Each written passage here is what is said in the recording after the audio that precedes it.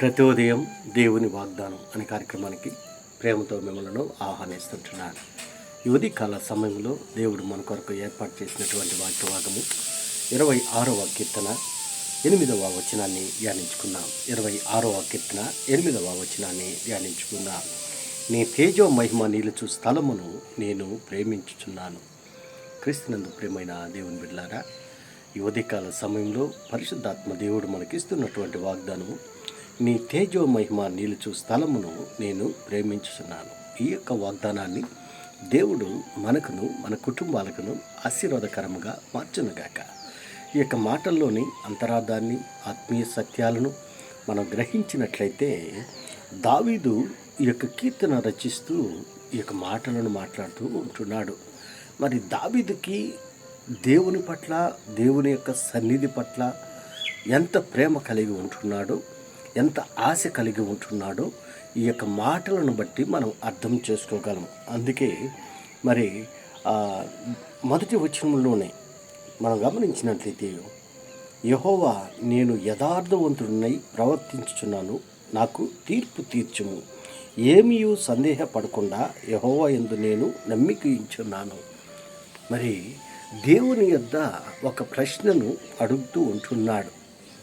మరి తనను గురించి తాను దేవుని సన్నిధిలో మరి ఒప్పుకుంటూ ఉంటున్నాడు.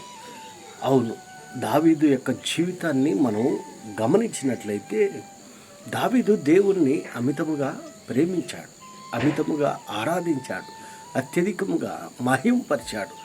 ప్రతి సమయమందును కూడా దేవుణ్ణి స్తుతిస్తూ ఉంటున్నాడు. అందును బట్టి దావీదును ఎంతగానో ఆశీర్వదించాడు, ఎంతగానో హెచ్చించాడు. అందుకంటున్నాడు, దేవుని దగ్గర అడుగుతుంటున్నాడు, నాకు తీర్పు తీర్చుము అని దేవుణ్ణి అడుక్కుంటూ ఉంటున్నాడు. అందుకే యెహోవా నన్ను పరిశీలించుము, నన్ను పరీక్షించుము, నా అంతరింద్రియములను, నా హృదయమును పరిశోధించు, నీ కృప నా కన్ను ఎదుట ఉంచుకొని ఉన్నాను, నీ సత్యమును అనుసరించి నడుచుకొనుచు. తన గురించి, తన వ్యక్తిగత జీవితాన్ని గురించి దేవుని సన్నిధిలో మరి దేవునితో మాట్లాడుతూ ఉంటున్నాడు, దేవుని సన్నిధిలో ఒప్పుకుంటూ ఉంటున్నాడు. అందుకే 8వ వచనంలో అంటున్నాడు, 7వ వచనంలో, అచట కృతజ్ఞతాస్తుతులు చెల్లింతును, నీ ఆశ్చర్య కార్యమును వివరింతును. యెహోవా నీ నివాస మందిరమును, నీ తేజో మహిమ నిలుచు స్థలమును నేను ప్రేమించున్నాను. ఆయన సన్నిధిలో గడపాలని, ఆయన సన్నిధిలో ఉండాలని దావీదు ఇష్టపడుతూ ఉంటున్నాడు. దేవునితో గడపాలని, దేవునితో సహవాసం చేయాలి, దేవుని సన్నిధిలో దేవుణ్ణి స్తుతించాలని, దేవుని మందిరంలో ఆయన మహింపరచాలని దావీదు ఉద్దేశంగా ఉంటాడు. మరి మన ఉద్దేశాలు ఏ రీతిగా ఉంటున్నాయి? ఇలాంటి మనసు మనం కలిగి ఉంటున్నామా? దేవుని సన్నిధిలో గడపాలని, దేవుని మందిరంలో నివాసం చేయాలని, ఆయన్ని ప్రేమించాలని, ఆయన్ని ఆరాధించాలని, ఆయన్ని మహింపరచాలని మనం ఇష్టపడుతూ ఉంటున్నామా? దావీదు అందుకే అంటున్నాడు, పాపులతో నా ప్రాణమును చేర్చుకుము, నరహంతకులతో నా జీవమును చేర్చుకుము. వారి చేతిలో దుష్కార్యములు కలవు, వారి కుడి చేయి లంచములతో నిండి ఉన్నది. నేను యథార్థవంతుడినై నడుచుకొనుచున్నాను, నన్ను విమోచింపుము, నన్ను కరుణింపుము. సమభూమిలో నా పాదము నిలిపి ఉన్నాము, సమాజంలో యెహోవాను స్తుతించెదను. దావీదును దేవుడు ఎంతగానో హెచ్చించాడు. అందును బట్టి దేవునికి కృతజ్ఞతాస్తుతులు చెల్లిస్తూ ఉంటున్నాడు, దేవుణ్ణి అడుగుతూ ఉంటున్నాడు. కృష్ణందు ప్రియమైన దేవుని బిడ్డలారా, ఇలాంటి ప్రార్థన దేవుని సన్నిధిలో నీవు నేను చేసి ఉంటున్నామా? దావీదు ప్రార్థన, దేవుని యొక్క జవాబును మనం చూడగలం.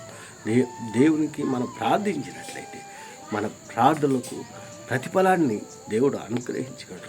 ఆయన మందిరంలో నివాసం చేయాలని, ఆయన సన్నిధిలో గడపాలని మరి ఇష్టపడుతూ ఉన్నట్లయితే ఆయన సన్నిధిలో సంపూర్ణ సంతోషము దొరుకుతుంది అని దావీదు అంటున్నాడు కీర్తనాకారుడు. మరి ఆయన సన్నిధిలో నిత్య ఆనందం ఉంటుంది. ఆయన సన్నిధిలో నువ్వు జీవించాలని, ఆయన సన్నిధిలో నువ్వు ఆ దేవుని మహింపరచాలని ఇష్టపడుతుంటున్నావా?